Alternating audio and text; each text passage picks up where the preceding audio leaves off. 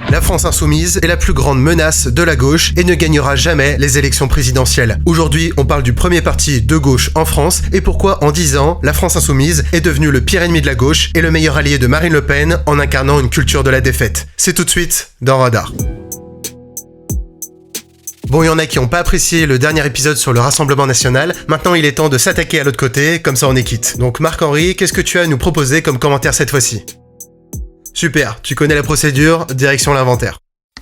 La France insoumise est créée en 2016 par un homme de gauche à part sur la scène politique, Jean-Luc Mélenchon. C'est un mouvement d'une gauche de rupture qui va très vite se faire remarquer dans sa stratégie de communication avec une image impactante et surtout une expression beaucoup plus directe face aux dinosaures politiques que sont le Parti Socialiste ou encore l'UMP à l'époque. Mais le parti va très vite être victime de son hyper-incarnation en se construisant non pas autour d'idées mais autour d'une personne, Jean-Luc Mélenchon.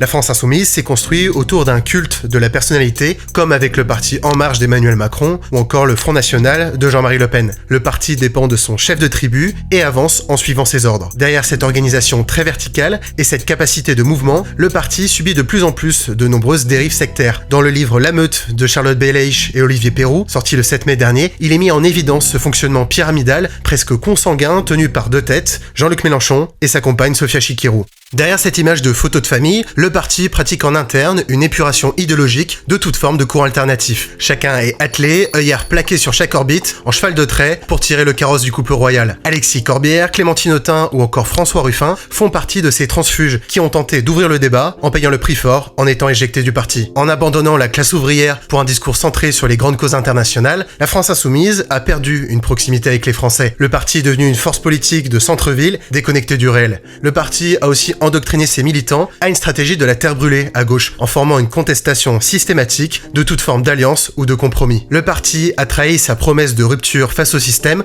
en devenant à son tour lui aussi un système tyrannique faisant régner la terreur en interne. LFI a trahi ses propres électeurs aussi en se présentant comme un parti anti-système, alors que Jean-Luc Mélenchon n'est pas un anti-système et même un des plus beaux produits de cette casse politique. Il s'est nourri et s'est même rempli les poches de ce système. Ministre sous Chirac, député européen, conseiller régional, il a enchaîné cumul de mandats sur cumul de mandats, pratique contestée même au sein de LFI. Alors pourquoi ? Pourquoi se présenter comme un parti de l'inclusivité en défendant en parallèle des agresseurs condamnés comme Adrien Quatennens ? Pourquoi ne pas avoir assumé la publication d'une affiche antisémite et avoir reconnu son erreur ? Pourquoi avoir dénoncé le génocide actuel en Palestine et ne pas avoir dénoncé le Hamas comme une organisation terroriste le 7 octobre alors qu'elle est responsable de plus de 50 attentats ces 20 dernières années ? Pourquoi se présenter comme un parti anti-système alors que ce n'est pas le cas ? Parce que la France insoumise n'est pas un parti politique, mais une tribune populaire. La France insoumise est devenue à gauche l'idiot utile et surtout le marchepied du Rassemblement National pour rassembler la droite autour d'un ennemi commun. En voulant devenir un leader de la gauche, Jean-Luc Mélenchon est devenu le passeur du Rassemblement National pour 2027. Merci beaucoup d'avoir suivi cet épisode. N'hésitez pas à aller voir mon épisode spécial sur le Rassemblement National. N'hésitez pas à vous abonner à la chaîne, à liker, à commenter, à partager. Merci encore et à une prochaine.